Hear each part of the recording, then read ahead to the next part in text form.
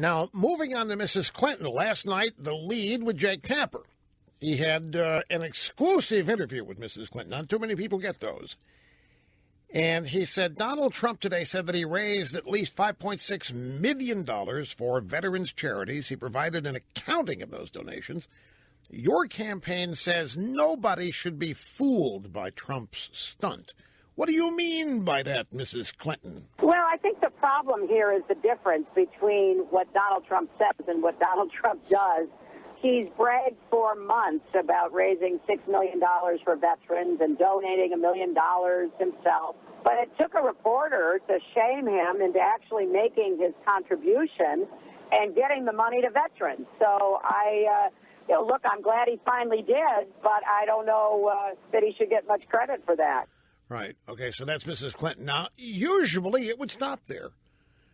But Jake Tapper said, well, he said that you haven't given anything to veterans groups. What's your response to that, Mrs. Clinton? What have you given to veterans charities? And more broadly, what have you done for veterans? Well, I, of course, have given money to veterans charities. I've also worked, starting as First Lady, to deal with some of the problems veterans had.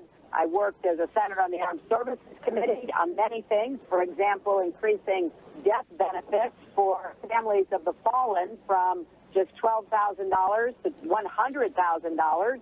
So much of the work that I've done has meant tens of millions of dollars in increased benefits to veterans and their families, as well as a personal commitment. You know what she's saying? She said, well, I've made sure that we in government have used a lot of other people's money and directed it to the veterans. I have increased veterans benefits. I've seen to it that other people's money has been increased from $10,000 to $12,000. Or $12,000 to $100,000. So much of the work I've done has meant tens of millions of dollars. Not my own, of course, because I don't give anybody money. I don't donate to charity. But I make sure that the force of law separates other people from their money so that it goes to places so that I don't have to give it. That's what her answer meant. She may not like my translation, but that's exactly what. Of course I've given money to veterans charities. I've worked, starting as First Lady, to deal with some of the problems. I worked as a senator on the Armed Services Committee. I have increased death benefits for families. Yeah, other people's money. Somebody looked into it, and they found that she's donated $70,000. $70,000. But, of course, as a good liberal, Mrs. Clinton, that's chump change. I have arranged for much more than that.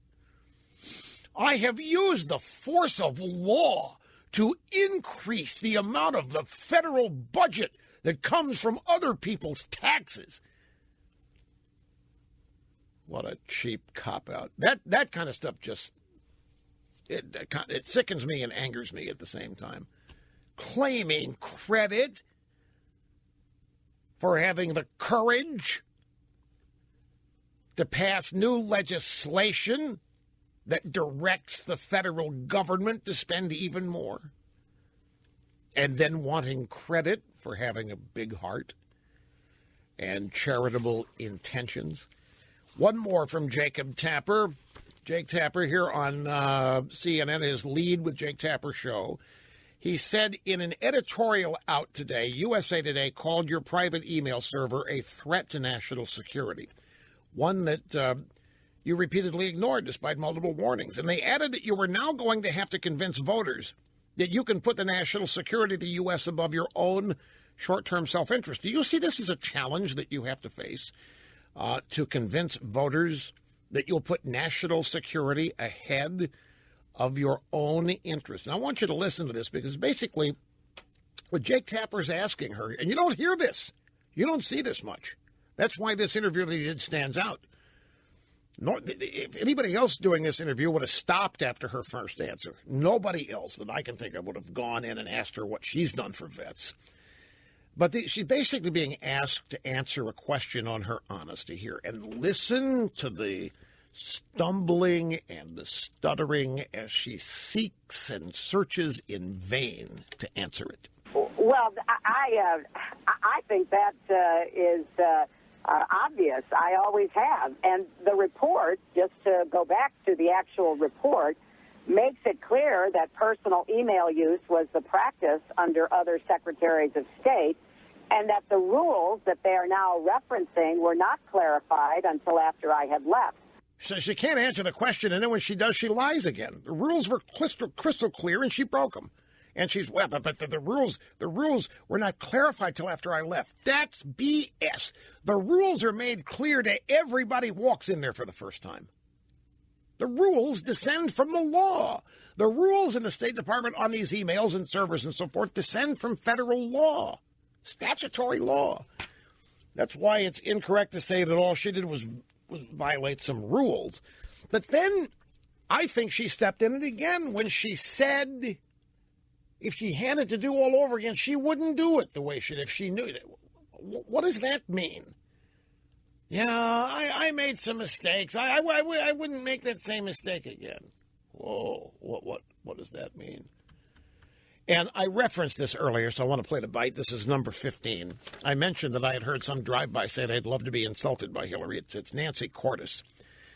On CBS this morning, Nora O'Donnell, speaking with the CBS congressional correspondent about Trump's press conference yesterday, said, wasn't until the Washington Post reported last week that Trump had not yet donated to an organization of $1 million, the Marine Corps Law Enforcement Foundation. A day later, he makes the donation, including the Associated Press saying last week half the checks were donated.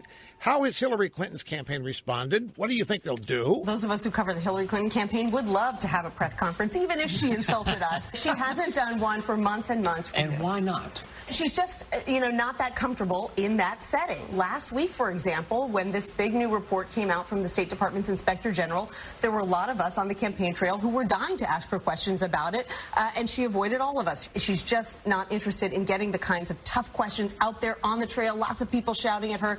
That's not her milieu, while Donald Trump, of course, is very comfortable with that. Did you hear?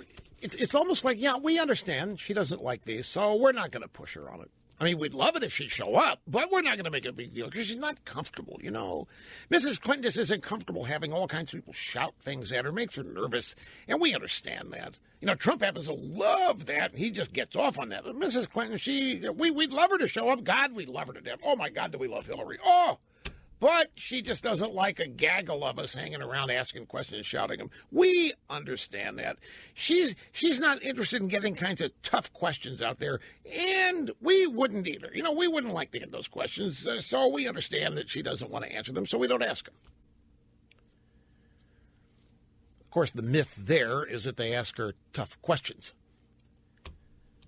Maybe I'm missing examples of it, but I don't recall a lot of tough questions. Hillary, given the number of lies, everything may qualify as a tough question. I don't know. Now, here's Doug Schoen and his piece in the Wall Street Journal today. Clinton might not be the nominee. And I want to remind you the couple things I said at the top of the program. This, if this sentiment is gaining credibility, that she might not be the nominee. It's gaining credibility on the Democrat side. Look, throw out the rules here. Throw out the conventional wisdom. Throw out the ages-old playbook and look at something as it is happening. On the Trump side, you have a candidate who is a pop culture hero, a pop culture star. You have somebody who is becoming a political and pop culture star. It's not many politicians that can do that crossover. Politics is showbiz for the ugly.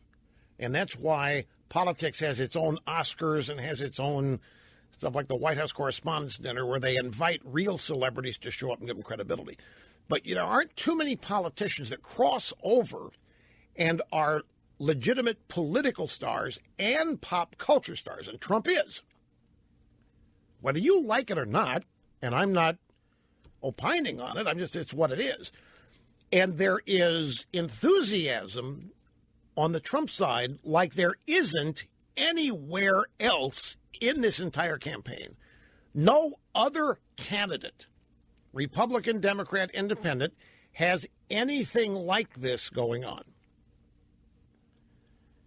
Trump, I read this morning, has achieved 100% name recognition, meaning he's the most famous person on the planet right now.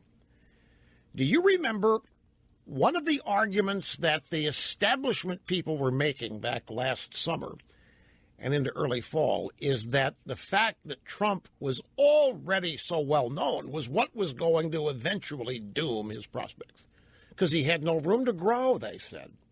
He's already got high name recognition. He's got a very high Q factor. There's nowhere to go but down for Donald Trump. They've been wrong on every level of analysis. So now you have Trump in this unmistakable. This is the Trump support is more than just political support for a candidate. And you compare that. The Democrats see it. Everybody sees it. You can't miss it.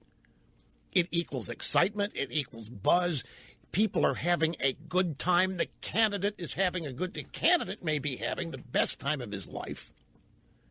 Everybody involved in this is soaking it up and eating it up, and they're making the most of it. They're laughing, enjoying, they're having a great time. And over on the Democrat side, there isn't even a speck of anything like that. It is sheer boredom. It is sheer dryball. It's dull. It is gray. It is scandal-racked. There's no excitement. Mrs. Clinton is not only not a political star, she has no hope of being a pop culture crossover star.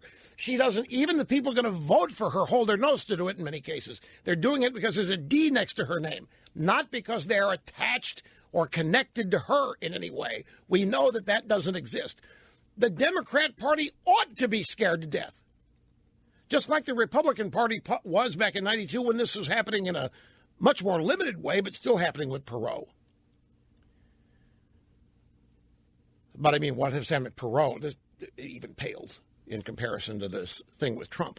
This is, you can't create this. This is, and that's another thing that bugs them. This is totally genuine. They can't go out, when a Tea Party popped up, they could go out and manufacture its counterpart, Occupy Wall Street, and they could use the media to make it look like that it was a natural effervescence of legitimate Democrat socialist thought. But Occupy Wall Street was bought and paid for. They can't go out and buy. They can't create. There is no Hollywood star. There is no Hollywood agent. There is no Hollywood image maker that can go out and create for Hillary Clinton what is happening legitimately on the Trump side. Do you know what I read today? Ari Emanuel. Do you know who he is? He's Rahm Emanuel's brother. Right, exactly. Not a surgeon. He's an agent. He is one of the biggest, most successful Hollywood agents. I mean, he's the agent to agents. He runs agents. He's the new, and has been for a long time, Michael Ovitz. He's the guy, nothing happens in town without going through him. He wants to script Trump's convention. He's an avowed Democrat. I know the guy.